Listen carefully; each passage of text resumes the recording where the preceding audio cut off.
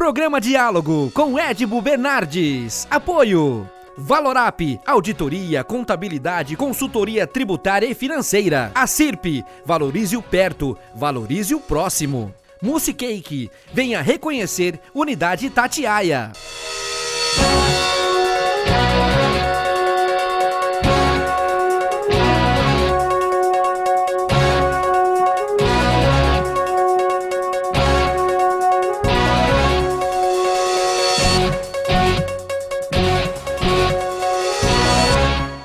Olá, estamos iniciando mais um diálogo recebendo Eduardo Barella, presidente da Progem, que é uma das maiores empresas da construção civil do Brasil e que está à frente do projeto de privatização do estádio do Pacaembu em São Paulo. Eduardo, muito obrigado por dar essa oportunidade para a gente esclarecer aqui na região de Ribeirão Preto o que vem aí pelo Pacaembu.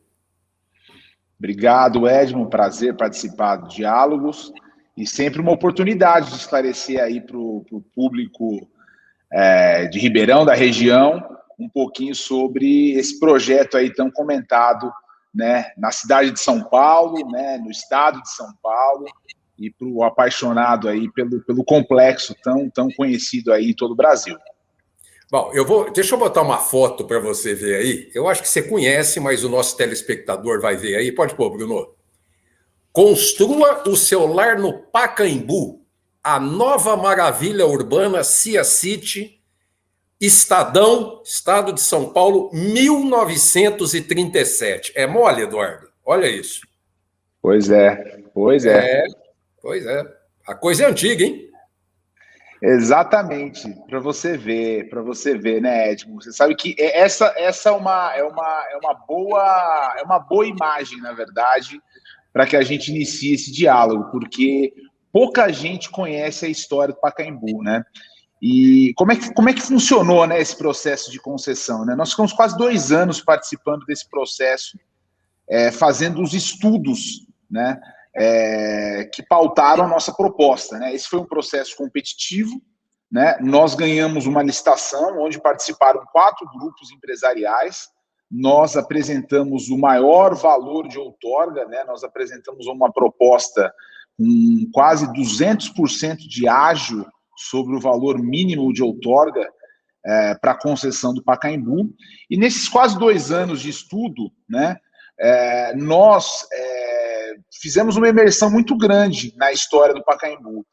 E esse cartaz que você está mostrando, na verdade, ele é muito emblemático, porque ele mostra uma coisa muito interessante. O Pacaembu, ele foi a doação da companhia City, né, para a municipalidade, né, na década de 30, para que houvesse a exploração imobiliária do bairro do Pacaembu. A companhia City, ela detinha terrenos no Pacaembu, ela fez a exploração imobiliária do entorno e ela então fez a doação, né, desta área, que era um fundo de vale, e ela fazia esses anúncios como esse, falando, olha, compre o seu terreno no centro da cidade de São Paulo e usufrua desse complexo de cultura, esporte e lazer. Então veja só que já naquela época, né, o Pacaembu, ele foi concebido, né, como um pano de fundo de um viés de exploração imobiliária. Olha só que interessante, né? Então esse, na verdade, é um cartaz muito emblemático porque ele tem como origem essa história que eu estou contando. E por aí a história, ela avança daí, é o comecinho de uma história muito longa. O loteamento do Pacaembu, né, ele é de 1916, e aí pega todo esse processo que você está narrando aí, né? Mas o que chama atenção é que um desenvolvimento urbano que no Brasil é sempre muito mal feito.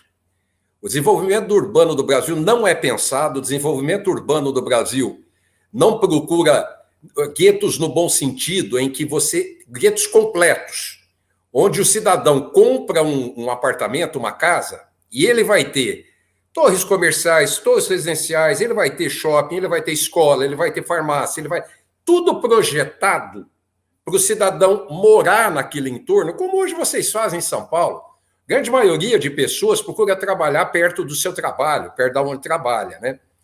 E já naquela época, em 1930, a Cia City enxergou que um benefício social traria as vendas para eles e um melhor desenvolvimento do bairro. Então, é muito importante a gente falar isso, porque as pessoas podem pensar, falar assim, não, pô, mas o Pacaembu está ali, mas não está. Quer dizer, precisa estar de verdade, né? Na verdade, o Pacaembu, se você for olhar o seu uso, né, ao longo dos anos, e aí dentro desse processo que eu iniciei a narrativa, e você for olhar a linha do tempo do seu uso na década de 40, 50, 60, né, ele tinha um uso mais diversificado, né? O que aconteceu, né, sem querer ser exaustivo, é que esse uso muito diversificado, na década de 70, ele é interrompido quando há a autorização para a demolição da concha acústica.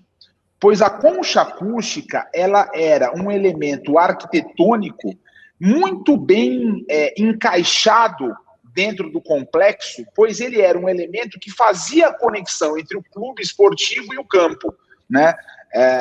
Para quem não conhece o Pacaembu ele não tem só o campo de futebol, né? O Pacaembu tem também um clube esportivo, né, com uma piscina olímpica, né, um ginásio poliesportivo e um centro de tênis, né, uma quadra de tênis coberta e uma quadra de tênis descoberta. Eu, inclusive, estou, neste momento, dentro do bar do tênis, dentro do tênis, da quadra de tênis. Como a gente está fazendo a obra aqui, está com muito barulho, eu vim aqui para dentro do bar do tênis agora, né? E essa concha acústica, ela era um elemento muito esbelto, né? Que você tinha a permeabilidade visual e a circulação entre clube e campo.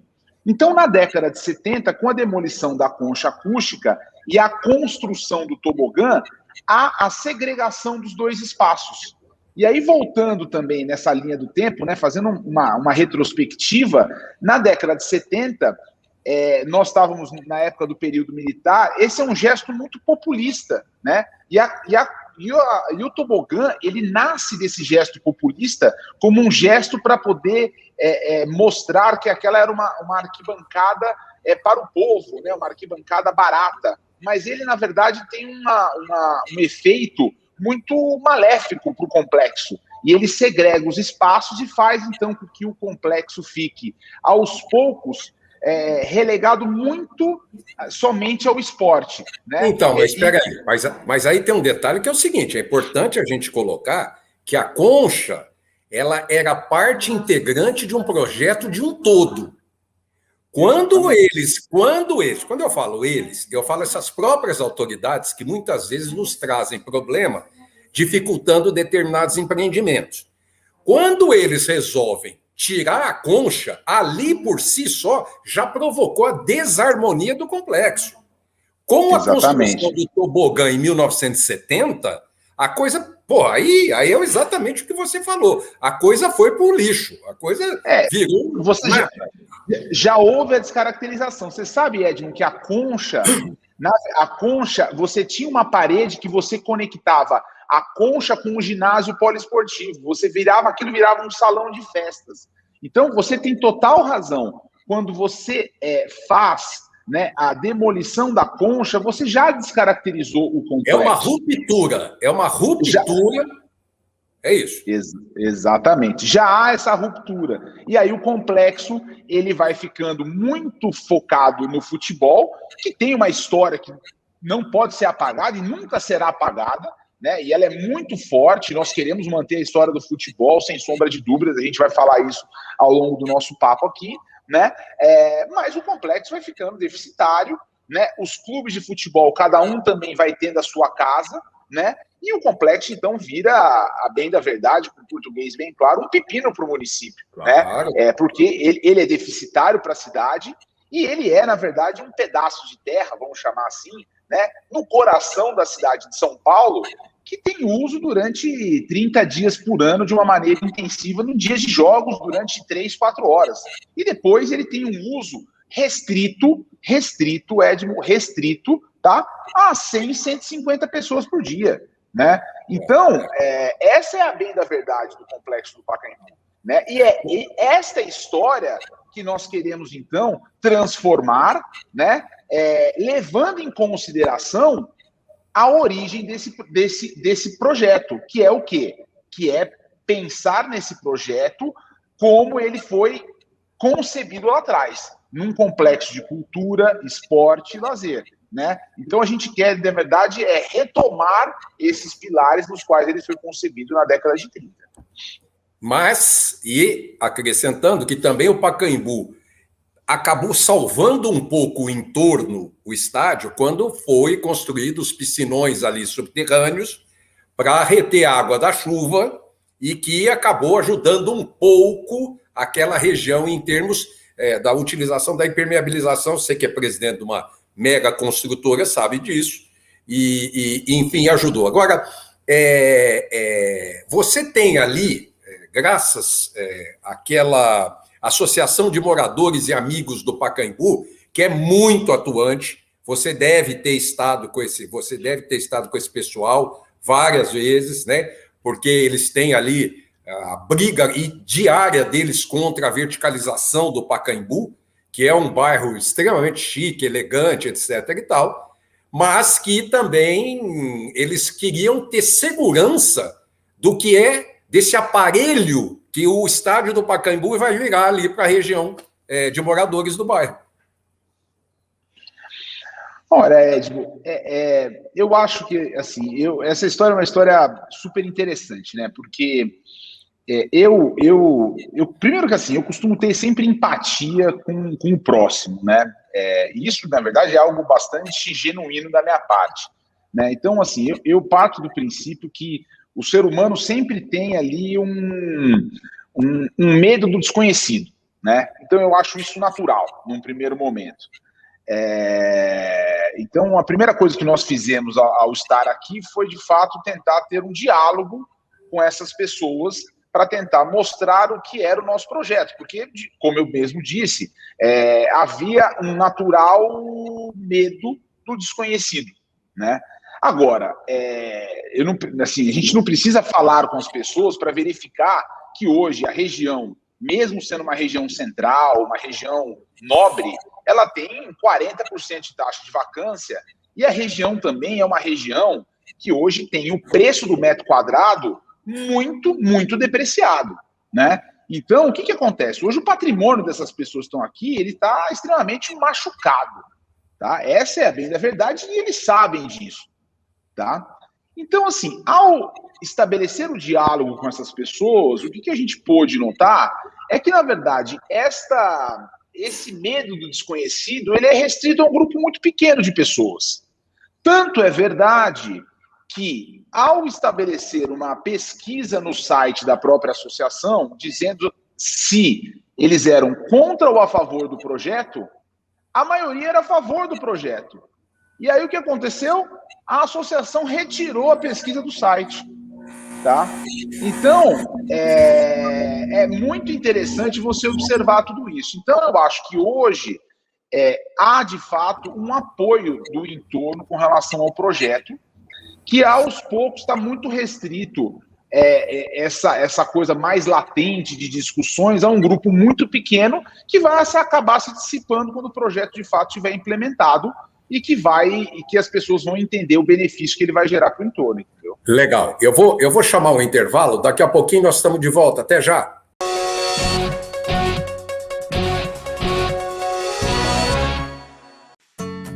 Hoje eu quero aquela brusqueta de pepperoni. Eu não vejo a hora de provar o confit de pato. Ou será que peço o risoto de carne seca, hein? E eu mereço brownie de sobremesa. Eu vou pedir a torta de chocolate com geleia de damasco. Nossa, a gente nem chegou e já tá pensando na sobremesa. O mousse cake da Itatiaia agora é My Mousse Cake. O mousse cake que você sempre amou, com tudo que você sempre pediu. 1924. O desafio está no ar.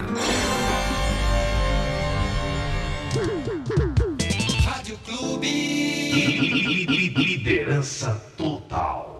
Lembra daquela festa onde você foi, que tinha um monte de gente e de você chamando mais amigos? Afinal, sempre cabe mais um, não é? Você também se lembra que, depois da festa, teve beijos nos pais, nos avós e abraços nos amigos? Pois é, um deles está agora na fila do hospital esperando uma vaga. Falta de ar. Valeu a pena? 3 ou 4 horas de diversão para colocar em risco a vida de uma pessoa? Tome cuidado, porque assim como o vírus, arrependimento também mata.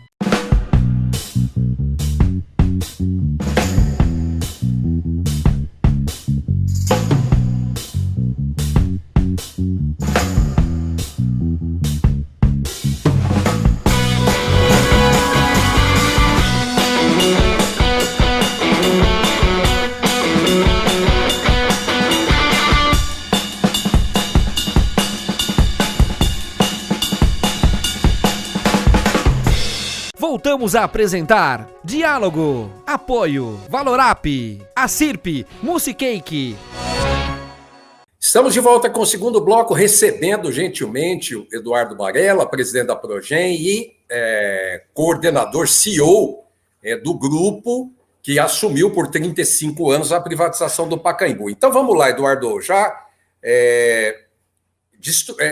derrubando o tobogã, que senão não dá para fazer nada ali com o tobogã ali. Então, um corpo não ocupa o mesmo lugar que o outro, né? A gente aprendeu isso na escola, né? Descendo o tobogã, qual é a previsão? Nós vamos ter ali, por exemplo, não um shopping center, mas lojas de apoio, espaços de apoio, restaurante, café, etc. e tal. Conta um pouco desse espaço enquanto a gente vai mostrando um pouco de fotos aí.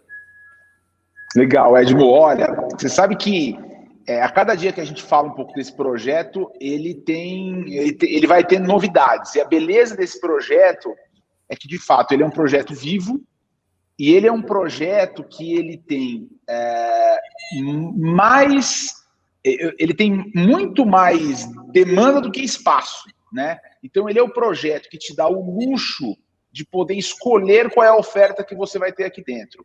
Então, assim, a premissa básica para esse projeto, de fato, que o Pacaembu se torne um local de destino para a população, um local que seja acessível, plural, democrático, né? Um local onde as pessoas possam ocupar, né? Então, essa é a nossa ideia.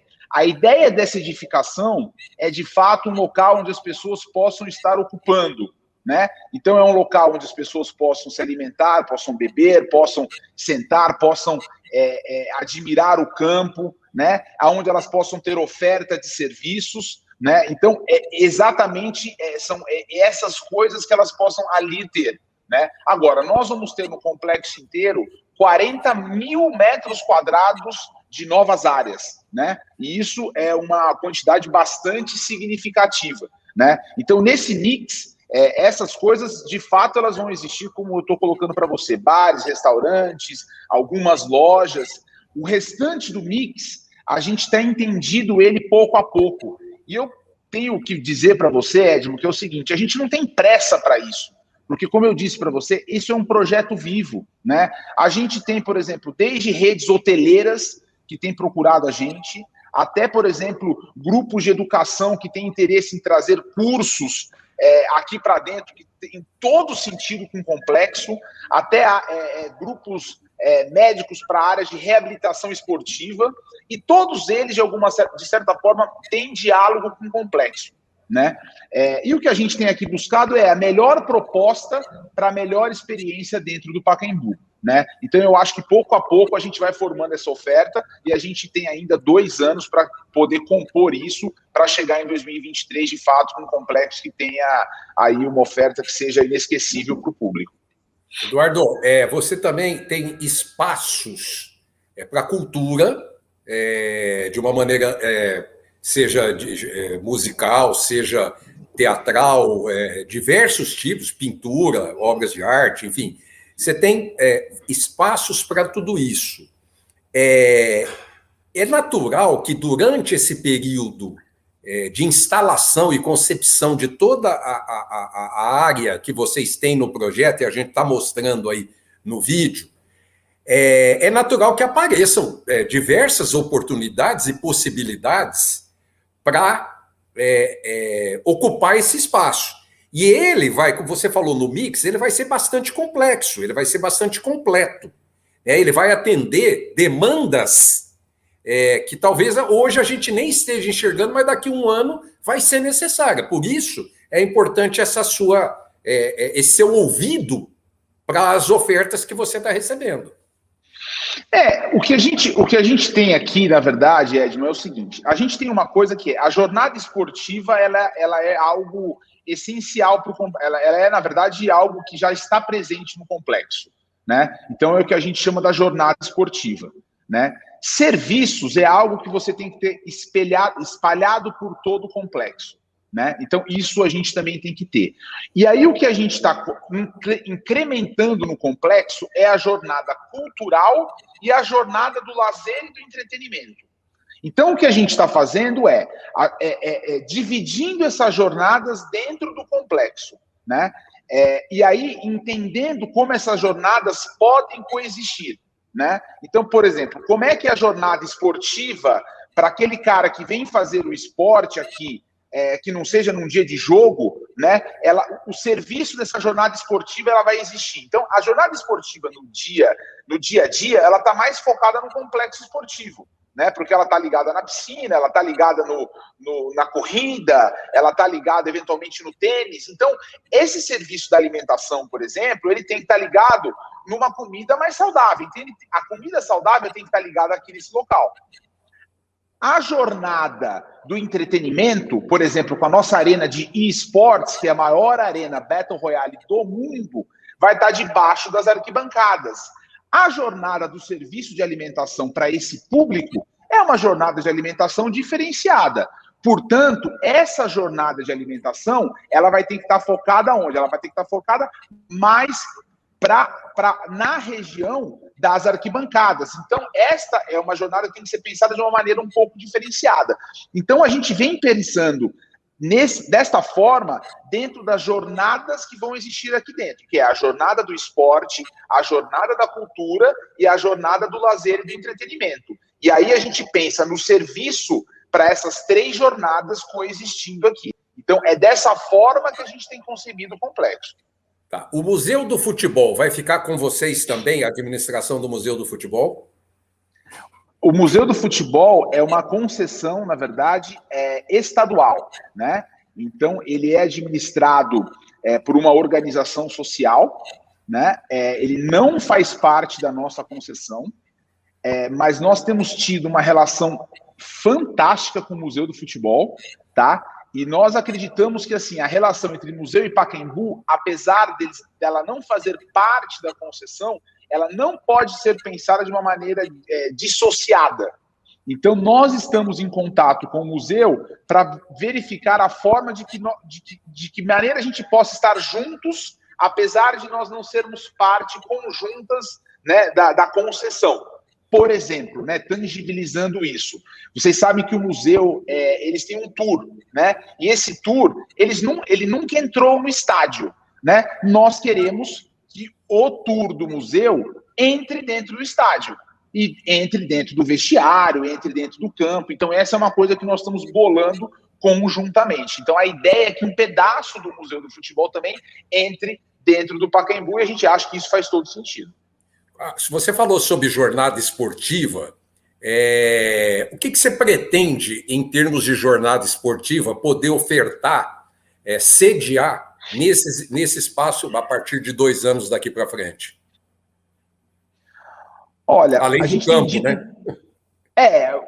O campo é uma coisa magnífica, né, Edmo? Porque você sabe que o campo tem uma magia que é maluca, assim, porque todo mundo que vem aqui, não importa a sua classe social, ele vem aqui e ele fica hipnotizado com o campo. E o campo tem isso que é algo maravilhoso, né? Porque todo mundo vem aqui, ele quer entrar no vestiário, ele quer subir ele quer subir ele quer subir a rampa, ele quer pisar no campo, ele quer tirar uma foto, né? E isso precisa ser muito bem explorado do ponto de vista do visitante, assim, algo muito interessante. E eu acho que a democratização desse acesso, ou seja, não só pensar no campo para o futebol profissional, é algo que abre inúmeras possibilidades, porque assim, a gente precisa pensar no futebol feminino, a gente precisa pensar no futebol, a Taça das Favelas, o que aconteceu aqui foi uma coisa maravilhosa. Espetáculo. Né? Foi maravilhosa, Eu tive com o Celso, quando nós assinamos o contrato, e eu falei para ele, Celso, assim, eu não me pergunte como ainda, mas nós queremos que a Taça das Favelas aconteça todos os anos no Pacaembu. Né? Isso, assim, isso é importante para o Pacaembu e eu tenho certeza que é importante para a Taça das Favelas. Assim como, por exemplo, faz todo sentido o rugby acontecer aqui dentro. Se você olhar o histórico do rugby, os maiores públicos do rugby aconteceram no Pacaembu. Né? Então, assim, se a gente for pensar, né, e eu milito há bastante tempo no setor da infraestrutura, se for pensar como um ativo de infraestrutura, o melhor uso para o Pacaembu está você girar esse ativo, você usar esse ativo muitas vezes. Então, a gente precisa usar também esse campo muitas vezes. Né? Então, quando a gente... Indo um pouco ao encontro da sua pergunta, a gente precisa pensar, então, em potencializar o uso esportivo, em trazer esses outros esportes aqui para dentro. Então, eu já falei bastante do futebol, eu falei do rugby, a gente futebol já americano que cresce, futebol americano que está crescendo no Brasil. O futebol americano, o MMA, que é uma coisa que cresce muito no Brasil, a gente está trazendo o Brasileirão de MMA com o Minotouro para cá, né? A gente tem o tênis aqui, a gente tem 2 quadras de tênis que, apesar de elas não terem público, você já imaginou trazer uma rodada de um ATP para cá? A gente pode montar uma quadra no centro do campo. Você imagina o que foi na África do Sul, que, se eu não me engano, foi Nadal e Federer, colocaram 47 mil pessoas. Você consegue fazer ATP aqui dentro do campo, a gente já tem um estudo pronto para isso. Então você consegue fazer tênis. A nossa piscina é uma piscina olímpica com público para torneios oficiais. Então você tem a piscina. A gente vai ter uma arena indoor, né, o nosso centro de convenções e eventos também, que a gente vai poder também fazer torneios aqui, voleibol. Então, assim, existem inúmeros esportes. As conversas têm sido as mais frutíferas possíveis. A vocação esportiva do Pacaembu é algo nato, né? E eu tenho certeza que a gente vai ser, assim, a meca do esporte de fato. Né? E é por isso também que, quando a gente, voltando um pouquinho na sua primeira pergunta, quando a gente falou um pouco do uso, né, a gente falar um pouco da reabilitação esportiva, da tecnologia voltada ao esporte, para que quando a gente não tenha o evento esportivo, né, esse ecossistema do esporte esteja acontecendo no Pacaembu. Então, Edmo, quando a gente falar também da loja, né, não é uma loja de shopping que vai ter aqui dentro, é uma loja que vai estar falando de um equipamento de esporte que vai poder ser testado no Pacaembu, né? Então, muitas vezes eu escutei, mas o Pacaembu vai ser um shopping. Não, o cara vai vir aqui e ele vai comprar a chuteira para o filho vai dar um chute no campo. O cara vai vir aqui, ele vai pegar o tênis, ele vai correr em volta do campo, né? Então, vai ser um ecossistema esportivo. A pessoa, quando pensar em alguma coisa para comprar do esporte, ela vai vir no Pacaembu. Ela vai mergulhar, ela vai imergir dentro do Pacaembu para isso. Então, o Pacaembu vai ser esse grande centro de experiências. Essa é a nossa ideia. Edu, muito obrigado. Nós vamos torcer pra caramba. Eu prometo a você que você é uma das pessoas que vai frequentar o Pacaembu e que vai trazer para a gente uma opção espetacular aí em São Paulo e que vai fazer um desenvolvimento e trazer um desenvolvimento incrível para toda a região, não só para o bairro do Pacaembu. Mais para frente aí, se você se dispor novamente, a gente talvez faça até uma gravação aí dentro do Pacaembu com você, quando já tiver com mais adiantado, com obras mais adiantadas, para a gente trazer para a população. Muito obrigado, viu, Eduardo? É uma boa ideia, vem para cá, vamos fazer um próximo aqui, na próxima rodada mais avançado, quando o mix de produto estiver bem prontinho aqui, vem aqui que a gente faz um aqui na obra, vai ser um prazer te receber. Obrigado pela oportunidade, foi um prazerzão, um abração para todos, viu? Semana que vem estamos de volta, até lá! Programa Diálogo com Edmo Bernardes. Apoio Valorap, auditoria, contabilidade, consultoria tributária e financeira. A CIRP, valorize o perto, valorize o próximo. Mousse Cake, venha reconhecer Unidade Itatiaia.